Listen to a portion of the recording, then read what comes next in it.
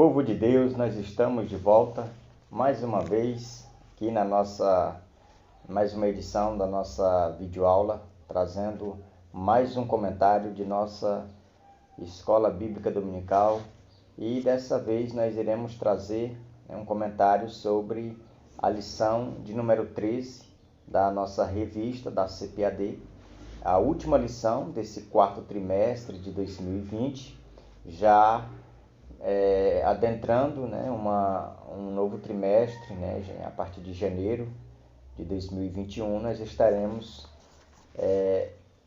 trazendo um novo comentário. Mas a aula de hoje, ela tem por tema Quando Deus Restaura o Justo.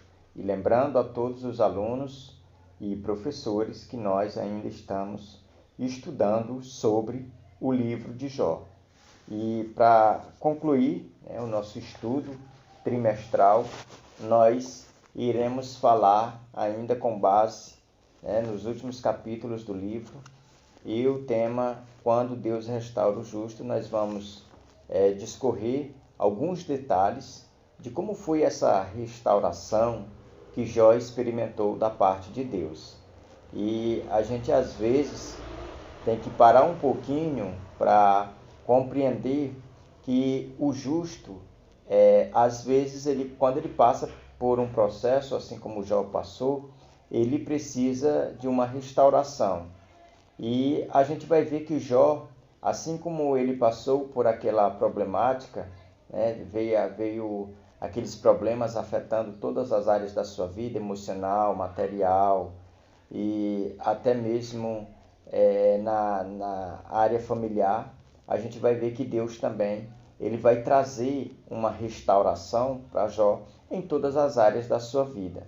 E a gente vai aprender também nessa lição que existem pessoas que acham que essa restauração de Jó é como se fosse uma certa troca. Por ele ser fiel, ele acabou alcançando ou forçando Deus lhe dar essa restauração. E na verdade não é isso.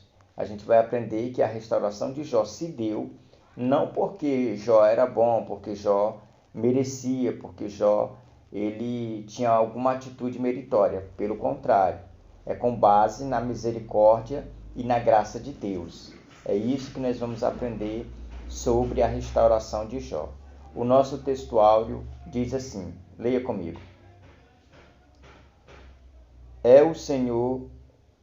O Senhor virou o cativeiro de Jó quando orava pelos seus amigos.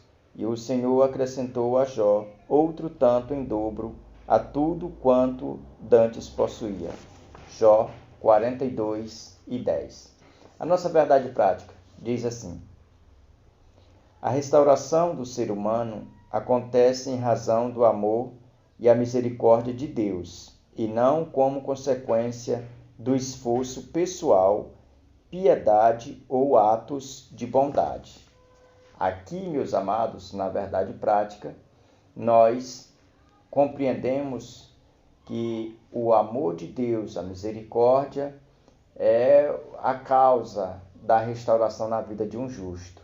Não é pelas coisas boas que os justos fazem ou vêm a fazer que vai ter a sua vida restaurada, que vai obter mudanças radicais, transformação na sua vida, mas é pelo fato de Deus colocar em pauta a sua graça, a sua misericórdia e o seu amor. Com relação a Jó aqui, a gente percebe que Jó aqui é um retrato, é uma representação de todos os justos, de todos os tempos, de todas as épocas. E que essa restauração que Jó ele experimentou da parte de Deus, todos nós justos vamos experimentá-la. Se não for aqui na terra, mas será na eternidade. Mas todos nós passaremos por um processo semelhante a esse de Jó com relação a essa restauração. A pessoa, quando ela não aceitou Jesus, quando ela vive lá no mundo, entregue aos prazeres da carne, entregue aos prazeres do mundo, essa pessoa ela vive com um vazio dentro de si, mas quando essa pessoa decide aceitar Jesus, crê no sacrifício de Cristo, essa pessoa ela começa a experimentar essas restaurações a partir da sua vida espiritual. E isso vai gerando satisfação nessa pessoa, e essa pessoa ela vai experimentando, tendo uma experiência com Deus. E é aonde a gente percebe que nós, como cristãos, nós precisamos a cada dia mais conhecer e conhecer e conhecer e continuar conhecendo o Senhor, para que assim nós possamos experimentar restauração também na nossa vida. Perceba que Jó, ele só recebeu essa restauração depois que ele teve um conhecimento pleno, um conhecimento prático acerca de Deus. E para que isso acontecesse também, ele teve que orar pelos seus companheiros, para que os seus companheiros lhes acusando, Jó agora passa a orar por eles, a apresentar eles diante de Deus, liberar o perdão para eles, e aí começa toda a restauração nas áreas de Jó, nas áreas que foram afetadas, e a Bíblia vai dizer que Deus deu tudo em dobro. Deus deu tudo que Jó tinha antes, Deus duplicou nessa restauração. Então é bom experimentar, é bom viver essa restauração. Agora eu te convido a acompanhar comigo os objetivos. Os objetivos específicos. O primeiro diz: sublinhar a atitude humilde de Jó em receber a repreensão divina pelos equívocos cometidos. Segundo, destacar a espiritualidade de Jó demonstrada na intercessão pelos seus amigos. Terceiro, comentar sobre o último estado de Jó, suas implicações positivas para o entendimento do livro. Aqui nesses objetivos específicos, nós precisamos entender que os objetivos específicos ele é um recurso extra, um recurso aonde é como que servisse para o professor como uma bússola, como um norte, aonde o professor ele vai se alinhar ao tempo e não se perder em meio ao tempo que ele tem para ministrar a sua aula, a sua classe. Então nós precisamos usar esses objetivos e de uma forma bem clara, bem nítida, que os alunos venham compreender. Então nós estamos na nossa última lição, mas antes de passar a introdução, eu quero dizer para você, professor, superintendente, que o momento é esse, de você como professor da classe, fazer um apanhado de todo o trimestre, ter ideias, como fazer uma prova, um tipo de simulado, para ver se os alunos eles pegaram alguma coisa, se eles estão tendo um aprendizado aí do qual você esperava, do qual quando iniciou o trimestre era aquilo que você esperava. Se não tem como fazer esse projeto de um simulado, faz um questionáriozinho pequeno, mas não deixe de fazer isso na sua classe, para você ter uma avaliação de como está o ensino da classe. Se não é possível com o professor oficial, mas que o professor que auxilia, o auxiliar, ele possa também estar preparando isso e gasta aí uns 10 minutinhos para aplicar esse questionário, essa prova e, claro, saber qual é o nível de aprendizagem da sua classe, como é que sua classe está se saindo antes ao comentário. Então, eu quero passar para a introdução, eu quero que você acompanhe comigo, que diz assim: nesta última lição, trataremos sobre a restauração de Jó. Veremos que ela se dá quando ele se humilha diante de Deus e intercede por seus amigos. Constataremos também que o testemunho de Deus sobre Jó provou-se verdadeiro, e seus amigos tiveram de se retratar. Durante toda a provação ele se manteve íntegro e não lhe foi atribuída impiedade alguma. Pelo contrário, o Senhor o restaurou de forma grandiosa.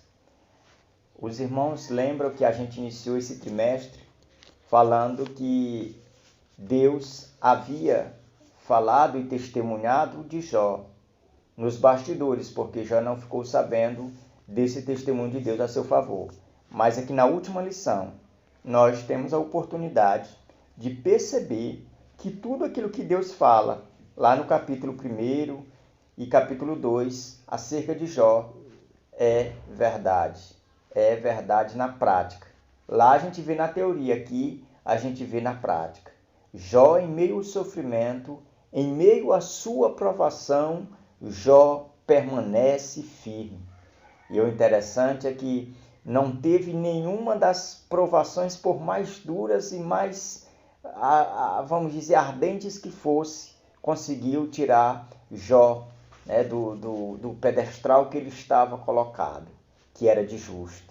Ele não perdeu esse lugar, ou seja, ele não pecou contra Deus, ele não cometeu nenhum tipo de impiedade, mas ele permaneceu com a sua essência.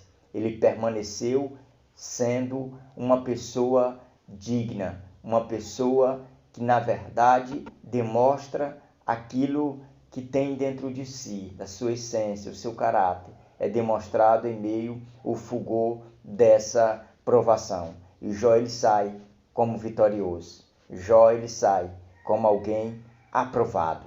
E o interessante é que Jó, sendo esse modelo, ainda hoje deve ser copiado. Ainda nos dias de hoje, nós precisamos aprender com o patriarca Jó, com o homem de Uz, como sair de uma provação, né, com um crescimento elevado. Como entrar em uma provação justa e sair justo. Jó nos ensina e nós aprendemos isso nesse trimestre.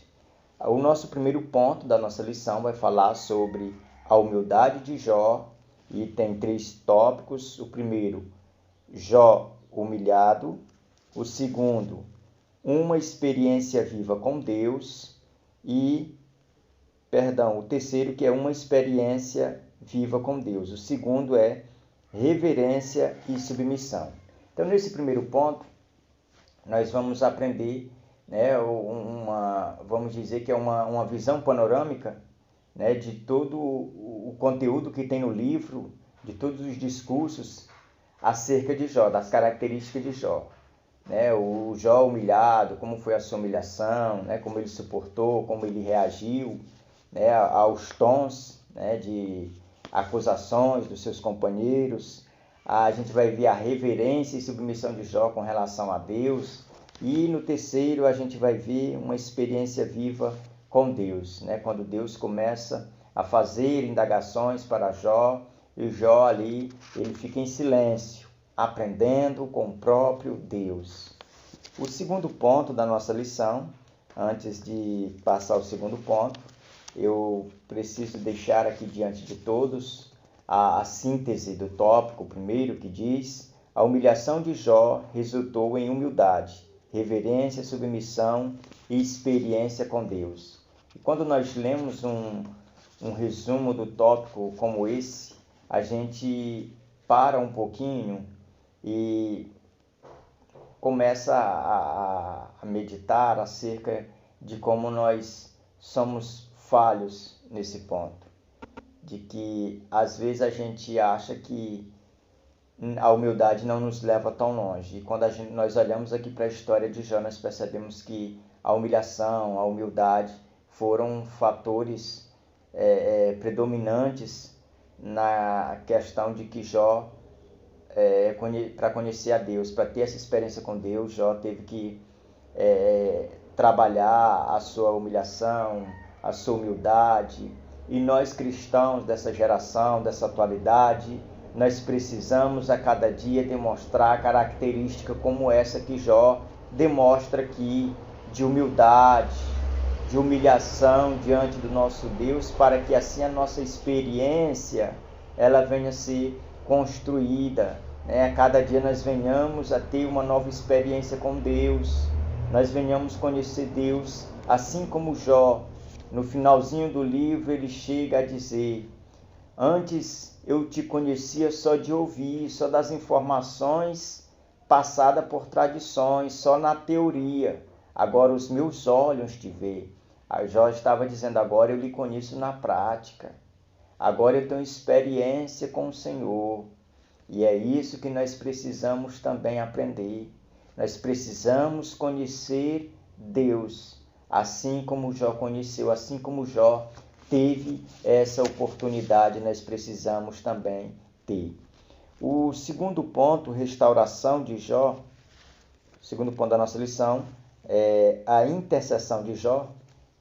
Tem 3 pontos também, o primeiro, 3 tópicos. O primeiro, a ira de Deus. O segundo, pecado dos amigos de Jó. E o terceiro, a oração de Jó. É nesse tópico que nós vamos aprender que, ou vamos dizer, vamos ter a prova dos 9, o resultado, né, final de, vamos dizer, de evidência de que os amigos de Jó, todos eles falharam. Primeiro contra Jó, depois eles falharam nos seus discursos vagos, omitiram Deus. Eles destacaram algumas atribuições de Deus, mas omitindo algumas, isso ia de encontro ao próprio Deus, né? Ferindo aí alguns atributos de Deus. Então, isso é considerado pecado. Então, os amigos de Jó, eles cometeram pecado. E todo homem ou mulher, o ser humano que peca, ele precisa se arrepender.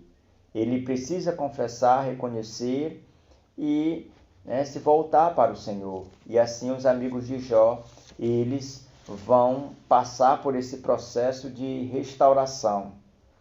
Através da intercessão de Jó, eles alcançam essa restauração. Mas primeiro eles são exortados por Deus.